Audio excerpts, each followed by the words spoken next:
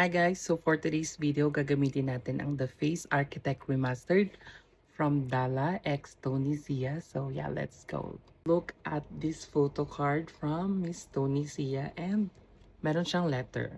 The makeup brushes you deserve are back and they're better than ever. You made this collection so special and now they're remastered with even softer bristles and the same signature performance, giving you the most seamless blend. Every detail was intentionally designed to refine what you already love. This collection will always be an extension of my love for beauty and for you. Thank you for making my dreams come true.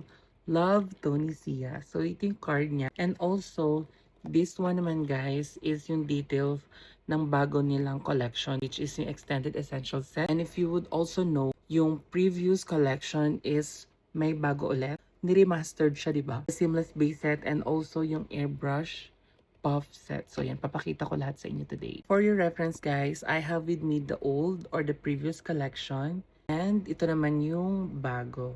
Actually guys, if titignan nyo, parang wala nang pinagkaiba. Pero ang napansin ko is, this one or yung previous collection is soft. And itong bago, mas soft. So ayun na nga, mas soft to. Pwede natin side by side comparison para lang may idea kayo kung ano yung pinagkaiba nila. So for comparison guys, I have with me the Jumbo Buffer. So ito yung unang collection and this one is yung remastered. As you can see, parang wala namang pinagbago. Pero previous one is more bigger than this one na more precise. If you can notice, this one is parang pakalat siya.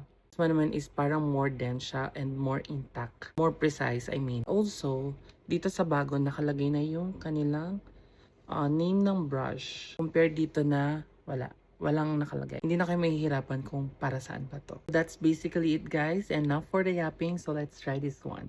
Lalagyan lang ako ng concealer. Lately guys, hindi na ako nagpa-foundation. More on concealer na lang yung ginagamit ko. So guys, gagamitin natin tong Conceal and Perfect for our blush. Guys, ang bilis lang mag-blend ng blush. That's my blush guys. Actually, parang gusto ko pa siyang dagdagan. So using the same brush guys, gagamitin ko to naman to add more blush. Parang hindi pa ako satisfied earlier. So yun guys, wala kayong makikitang marks dyan ng brush. Sobrang seamless lang niya. So on the other side, gagamitin natin to blend our concealer sa under eye. Grabe, sobrang dali lang na i-blend. Wala kayong makikitang streaks or mark ng brush. As in, sobrang seamless niya guys. And ngayon naman, gagamitin natin tong Jumbo Buffer to blend our concealer.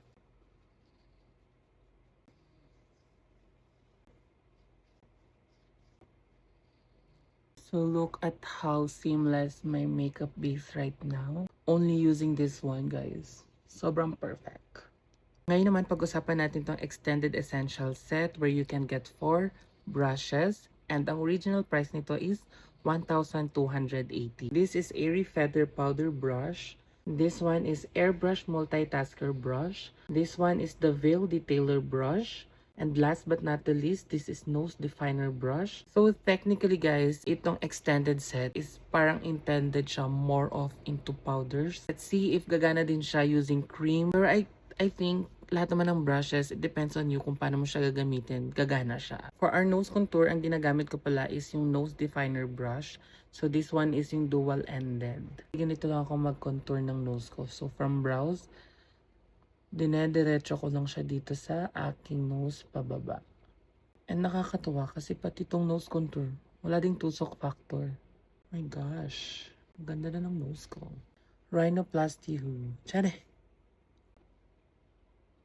This one naman is the Airbrush Multitasker Brush. So gagamitin ko siya to set my under eye. By the way guys, I have here Feather Contour Brush. Actually, hindi to kasama sa collection and I'm not sure if freebie ba to on the grand launch on June 29. So yan, stay put lang kayo dyan guys. Make sure na nakafollow kayo sa socials ni Dala para updated kayo.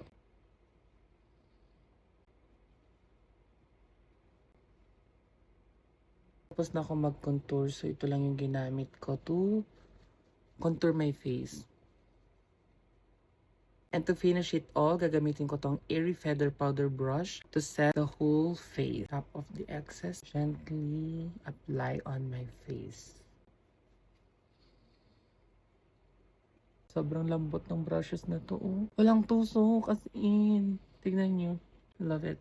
So this is our makeup. If-finalize ko lang to and I will be back. And here's our final look, guys. And by the way, bago ko pala makalimutan, this seamless base set comes together with airbrush puff set for only 1,980. This one is the airbrush smoothing puff where you can use this to blend your liquid foundation, your cream stick foundation, and even your concealer. This one naman is airbrush velvet puff where you can use this to set your makeup. Before we end our video, I would like to congratulate Miss Tony Sia and Dala Global for a wonderful collaboration. And guys, if you want to check out these products, make sure to tune in on June 29 if you want to level up your makeup tools. So that's all for today, guys. Thank you so much for watching.